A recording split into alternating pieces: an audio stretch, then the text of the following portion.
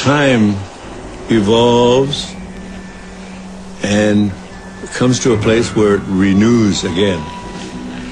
There is first a purification time, then there's renewal time. We are getting very close to this time now.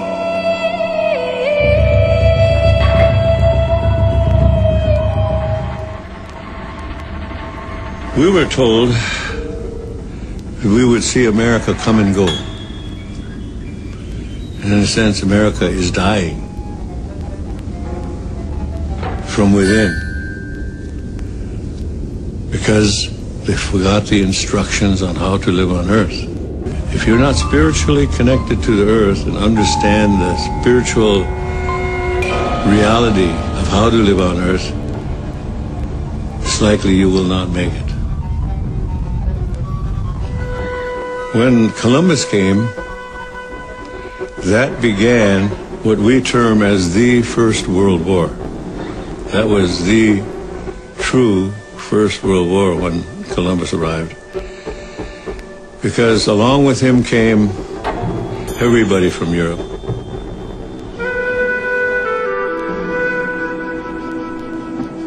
By the end of the Second World War, we were, in America, we were only 800,000 from 60 million. It's neutrophil. The neutrophils are the cells in your body that fight infections, bacterial infections, etc. And it's homing in on this yeast cell, and it's going to engulf it. So we learned something about the function of neutrophils. It's also a bit like human behavior. The big guy eats the little guy. And you can watch him engulf it. And here's another similarity to human behavior. If you put a lot of yeast cells on the plate or a lot of food on the plate, the neutrophil will engulf all of the yeast cells.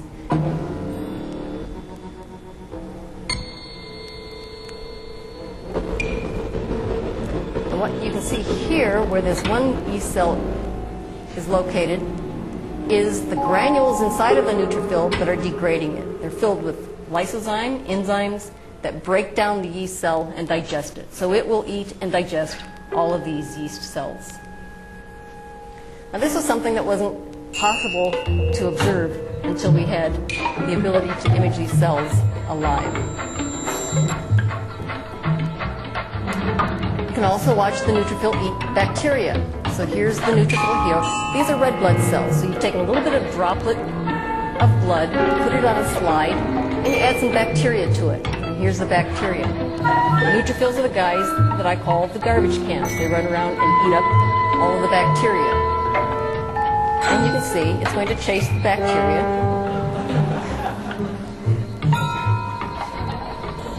It's persistent.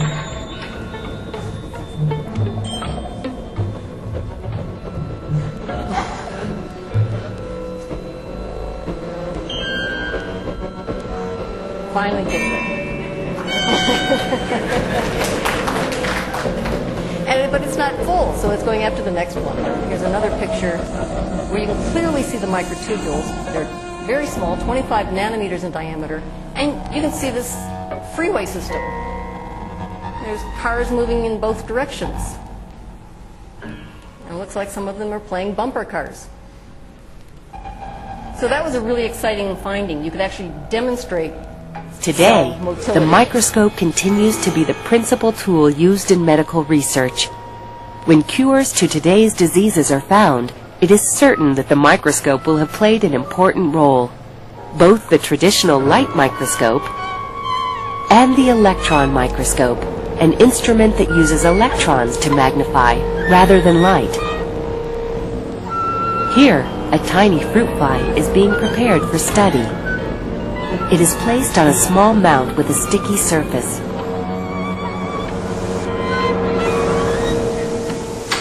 This is placed within a glass chamber, which is then covered with an airtight lid.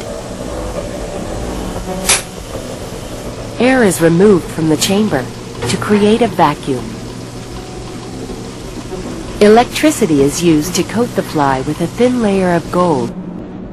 The chamber glows purple during the coating process. The fly is then removed and taken to another room. Here, the microscope chamber is opened, and the fly is placed inside on the microscope stage. The chamber is closed, and a pump is started to remove all air from the microscope, creating a vacuum condition. Dr. Steve Barlow explains the difference in microscope types. A lot of people wonder what's the difference between a light microscope and an electron microscope. Light microscope, as the name suggests, uses light to illuminate your sample, whereas the electron microscope uses electrons. A light microscope can magnify about 1,000 times normal size. The scanning electron microscope can magnify about 100,000 times normal size, or about 100 times more than a light microscope. This more powerful microscope allows us to see more detail in our samples. The microscope stage is moved by control knobs on the outside of the chamber. Another knob controls the magnification, and another the focus. The image is displayed on a monitor, and while the picture is only in one color, it is nothing short of awesome in its detail. Here we're zooming in on a sensing hair on the fly's head.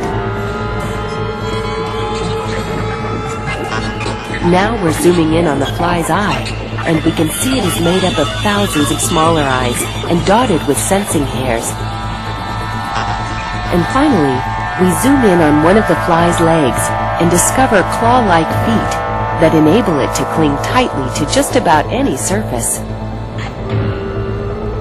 These are viruses. They're responsible for some of today's deadliest diseases. Smaller than bacteria, they cannot be seen with a light microscope. And that's one of the reasons why electron microscopes are so important, to help us learn more about viruses and the diseases they cause.